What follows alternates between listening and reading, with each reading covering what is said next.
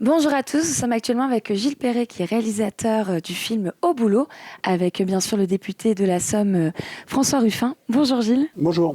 Alors vous allez présenter ce soir votre film documentaire Au boulot au cinéma Le Splendide. Est-ce que vous pouvez nous expliquer un peu en quelques mots qu'est-ce que c'est ce film? Alors ce film, ça fait partie un peu de la chronologie des films que j'ai déjà consacrés qui sont sortis au cinéma, qui s'intéressent beaucoup au monde du travail, puisqu'il y a le 10e film qui sort au cinéma et le 3e que je co-réalise avec François Ruffin. Et j'avais fait un film sur les gilets jaunes, ensuite un film sur les femmes précaires, auxiliaires de vie sociale, AESH, femmes de ménage, qui est sorti au cinéma en 2021. Et puis là, c'est notre 3e film et en fait, on voulait faire un état des lieux, on l'avait en tête depuis un petit moment, un état des lieux des métiers qui avaient été qualifiés par Emmanuel Macron pendant le Covid, des métiers de la seconde ligne, qui étaient tous ces métiers qui sont indispensables au pays pour que le pays tienne. Donc souvent des métiers populaires, donc AVS, caristes, caissières, agriculteurs, enfin tous ceux qui ont permis que tout ne s'effondre pas. Avec une promesse à l'époque d'Emmanuel Macron qui disait qu'il faudra se souvenir que notre pays tout entier repose sur ces hommes et ces femmes, que nos économies et nos systèmes reconnaissent et rémunèrent si mal. Donc on pensait qu'éventuellement il y allait avoir une évolution. De la suite, vous la devinez, il n'y a pas eu d'évolution, si ce n'est la retraite à 64 ans qui pèse d'autant plus sur ces métiers populaires. Et donc on voulait documenter un petit peu, faire un état des lieux de ces métiers-là, mais on n'avait pas le bon ingrédient pour raconter ça sans que ce soit un catalogue et essayer de faire un film qui déconne, qui décolle, qui vous embarquez dans cette histoire-là, qui émeuve aussi, parce qu'on aime bien mettre à la fois du rire et de l'émotion dans nos films. Et puis en fait, François Ruffin donc, a fait une rencontre sur un plateau de télé avec une chroniqueuse télé arrogante, méprisante, mais bien dans le style, avocate, ouais, s'appelle Sarah Sandman, et du coup, lui a tendu une perche, puisqu'elle critiquait ces métiers-là en disant que c'est déjà pas mal, 1300 euros, que la retraite à 64 ans, c'est bien et tout, et François lui a dit, bah, venez faire ces métiers-là, et puis après on en discute. Donc comme elle a mordu à l'hameçon, on l'a ramenée un peu sur la berge, et elle est partie avec nous. Donc ça a été un défi et c'est vrai que est-ce qu'elle a accepté au début ou elle avait de la réticence un peu par rapport à se sentir peut-être manipulée ou je sais pas, est-ce qu'elle avait de l'appréhension Bah, ou... elle avait été mise en garde parce que son entourage lui avait dit surtout n'y va pas. Sauf qu'elle, elle a ce côté un peu provoque, elle aime bien faire un pas de côté par rapport à son monde, à son milieu. Donc du coup, c'était une occasion de vivre quelque chose de différent. Puis en même temps, elle avait pris cet engagement public puisque c'était sur un plateau télé où elle avait dit, ok, je suis d'accord, je viens une semaine, donc ça allait mal pour faire marche arrière. Donc on l'a un peu coincé comme ça. Et en fait, nous, on ne l'a pas instrumentalisé. C'est-à-dire que notre façon de tourner, on n'est que les deux et on ne cache jamais une caméra, on ne piège jamais personne. Tout le monde s'exprime et du plus naturel qui soit, elle comme les gens qu'on est allé à la rencontre. Parce que c'était ça le but du film.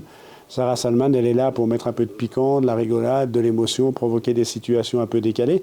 Mais le but du jeu, c'était quand même d'aller à la rencontre de ces gens qui exercent des métiers qui sont peu reconnus, peu valorisés et qui sont dans la souffrance, ou dans la souffrance matérielle en tout cas, et ce qu'on appelle aussi beaucoup les travailleurs pauvres, des gens qui travaillent mais qui n'arrivent pas à vivre de leur travail dignement. Et c'est vrai que dans votre documentaire, on a de l'émotion, on a un peu aussi de l'humour, on a surtout en fait une remise en question. On a certaines questions, certains enjeux, certaines problématiques sociologiques, voire politiques, qui sont mis en avant et aussi d'une façon assez brute et assez authentique. Est-ce que cette expérience pour une avocate qui était un peu déconnectée de cette réalité-là, quel a été son retour d'expérience pour elle? Alors déjà dire, vous l'avez dit, mais déjà dire que c'est un film où on rigole, c'est un film où on pleure, c'est un film où on s'énerve. Effectivement, le contraste entre le monde des riches, des très riches, parce qu'il faut dire qu'elle n'est pas que avocate, elle fait partie de la grande bourgeoisie. Et donc du coup, c'est sûr que le décalage entre les mondes crée des situations drôle ou rocambolesque. Et elle a découvert un monde. Alors elle a eu déjà, il faut lui reconnaître le mérite d'avoir essayé, d'être à côté de la plaque très souvent, parce qu'elle n'a aucune notion de ce que c'est, ce que vivent 90% des gens en France dans le même pays qu'elle. Donc au moins, elle a vécu cette expérience-là et ça restera marqué parce qu'elle est revenue sur ses déclarations comme quoi 1300 euros c'était déjà suffisant. Ça, elle ne revient pas là-dessus. Elle a quand même compris que c'était un petit peu juste quand même qu'on était dans la survie et encore, mais en tout cas pas dans la vie. Et puis sur la retraite à 64 ans, elle a exercé des métiers où c'était au bout d'une demi-journée, elle voulait plus en entendre parler et à la fin elle disait non mais moi je suis à un jour près, c'est pas 2 ans, c'est à un jour près, je veux que les gens puissent partir en retraite à 62 ans ou à 60, mais en tout cas voilà, il y a des métiers où c'est juste pas possible.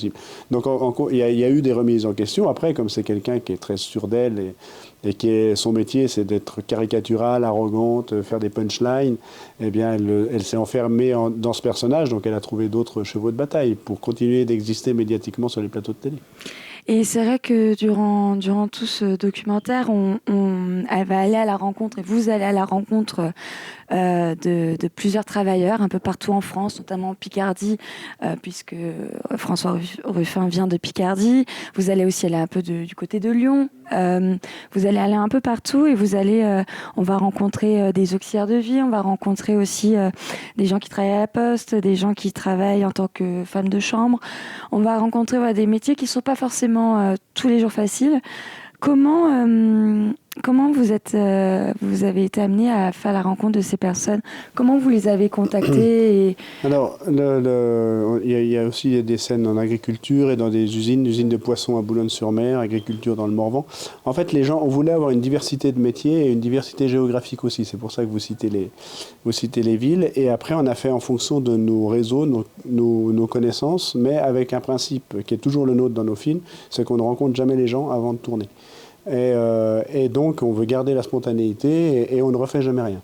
Donc, du coup, c'est un copain, Guillaume, qui prend des contacts pour réussir à tourner dans des endroits, sachant que tourner dans le monde du travail aujourd'hui, c'est très compliqué. Bah oui, parce que tout est verrouillé, codifié, les portes ne sont pas forcément ouvertes, d'autant plus à nous, ou si elles nous sont ouvertes, eh bien, il va y avoir 2 communicants autour de nous qui vont écouter ce que va dire le ou la salariée. Et donc, en fait, ça va être nul parce que les salariés vont être tétanisés.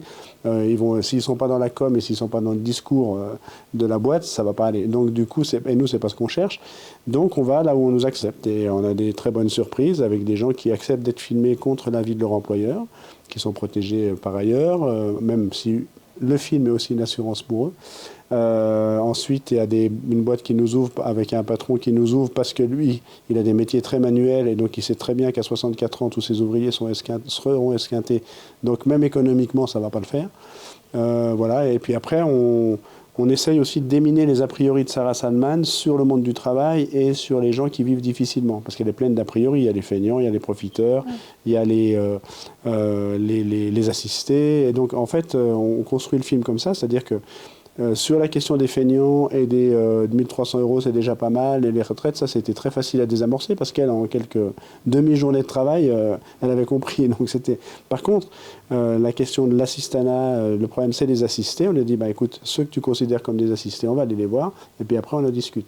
Et là, excusez-moi l'expression, mais elle en a pris dans la gueule. Parce que là, émotionnellement parlant, on voit qu'avant de parler des gens et de les traiter d'assistés ou de profiteurs, il faut déjà connaître le parcours des gens, les parcours de vie, à quel point ils ont été cassés, à quel point c'est difficile. Vous savez, il y a des chiffres qui parlent d'eux-mêmes. En France, il y a 10 ans, il y avait 50 000 personnes qui quittaient le monde du travail pour inaptitude physique ou psychologique, burn-out ou physique par usure. En 10 ans, c'est 100 000 personnes qui quittent le monde du travail. Donc c'est un plan social de 100 000 personnes, c'est-à-dire plus que la filière automobile en France, qui quittent le monde du travail chaque année. Donc il y a ceux qui disent que le monde du travail, c'est facilité, c'est facile, et qu'il y a des assistés, qu'il y a des gens qui sont toujours en arrêt, tout ça et tout ça. Il faut qu'ils y aillent, et puis il faut qu'ils lisent un petit peu les chiffres et les statistiques qui sont très sévères. Et ces personnes, ces différents portraits qu'on rencontre durant le film documentaire, qu'est-ce qu'ils en ont pensé une fois qu'ils ont vu, on va dire, la réalisation, le final Déjà, il faut dire que ce sont des gens qu'on ne voit quasiment jamais ni au cinéma ni à la télévision. Donc déjà, ils étaient très fiers qu'on s'intéresse à eux. Parce que des fois, il y a des gens qui nous disent comment ça se fait qu'ils aient accepté, puis qu'ils se livrent aussi facilement et fortement. Il y a des témoignages qui sont bouleversants.